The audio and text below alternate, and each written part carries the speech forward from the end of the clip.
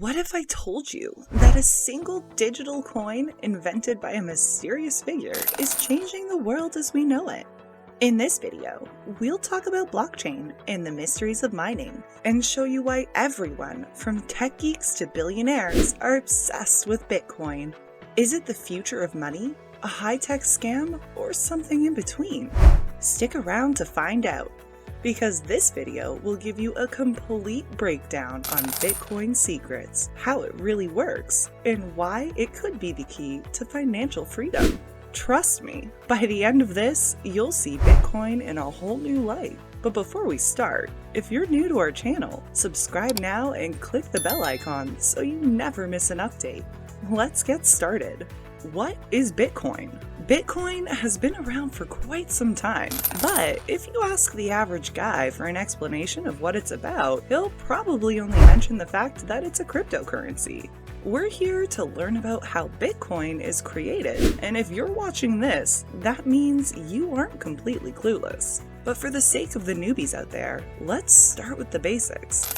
Bitcoin is a decentralized digital currency invented in 2008 by an unknown person or group of people using the name Satoshi Nakamoto. A year later, this game changer was formally launched. Now, no one really knows who Satoshi is, but it's believed that the inventor of Bitcoin owns a large percentage of the amount in circulation. Many would ask, what is the real purpose behind the creation of Bitcoin? In one of our previous videos, we talked about how Bitcoin is a pace setter. Being the first in cryptocurrency, Bitcoin was made to cut off the middleman from transactions. In this case, the middlemen are banks. Every year, banks make a ton of money from all the transactions that take place on their platforms. Satoshi saw this and wanted to make his own creation, unlike traditional currencies. You need to understand that Bitcoin operates without a central bank or single administrator. It's designed in such a way that literally anyone can hold any amount and initiate transactions in a matter of seconds. The transactions are verified by network nodes through cryptography and recorded in a public ledger called a blockchain. You must have heard this word several times. It's one of the key components of Bitcoin. So let's see what it means. The blockchain technology. A blockchain is a growing list of records called blocks that are linked using cryptography. If you send money to a friend from your regular bank account, a record of that transaction will be kept with all of the necessary details. However, when it comes to Bitcoin, instead of a ledger, you have a blockchain. But how are transactions recorded? When a transaction is made, it's grouped with others in a block. This block is then added to the chain, creating a permanent, immutable record. Each block of the blockchain contains a cryptographic hash of the previous block, a timestamp, and transaction data. Do you see?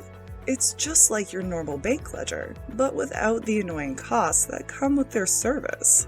Bitcoin is also very secure. It's a relatively stable cryptocurrency, which is one of the reasons why people trust it and invest in it for the long term. If you haven't watched our video on how many Bitcoins you'll need to retire by 2030, go check it out after this. With Bitcoin, you can't cheat the system or run away with anyone's money because your transaction is being observed by so many eyes. The decentralized nature and cryptographic security make it extremely difficult to alter any information once it's been added to the blockchain. One of the first things you learn about during your early research into crypto space is the fact that Bitcoin is finite. It doesn't just drop from the sky. Remember the blockchain we just mentioned? There are people who actively add blocks to it and get rewarded for their efforts. These people are called miners, and the process is called Bitcoin mining. If you want to know more about it, then stay with me. Bitcoin mining. Bitcoin mining is the process by which new Bitcoins are entered into circulation. After Satoshi was done with his project, he let the public know that there were only 21 million Bitcoins out there. So far, only 19.7 million Bitcoins are in existence, leaving over 1 million left to be mined. Sounds like mining should be pretty easy, right? But it's not that simple. In 2009, the year Bitcoin was launched, one could easily mine 200 Bitcoin in a matter of days. But with every new miner that finds interest in Bitcoin, it gradually becomes harder to mine it. The competition is seriously increasing now. Without help from others, it might be impossible to mine a single one. Mining is also the way the network confirms new transactions and is a critical component of the blockchain ledger's maintenance and development. But how does it work, especially in 2024? A lot has changed, and as the saying goes, modern problems require modern solutions. To be able to mine one Bitcoin, you need to solve complex mathematical problems, and the first one to solve it gets to place the next block on the blockchain and claim the rewards. In the past, these rewards were massive, but there's something called halving. Every 4 years and 210,000 blocks, the reward money for generating or mining Bitcoins gets halved. For example, in May 2020, the previous reward of 12.5 Bitcoins per block was reduced to 6.25 Bitcoins, and this year in April, the reward was reduced to 3.125 Bitcoins per block.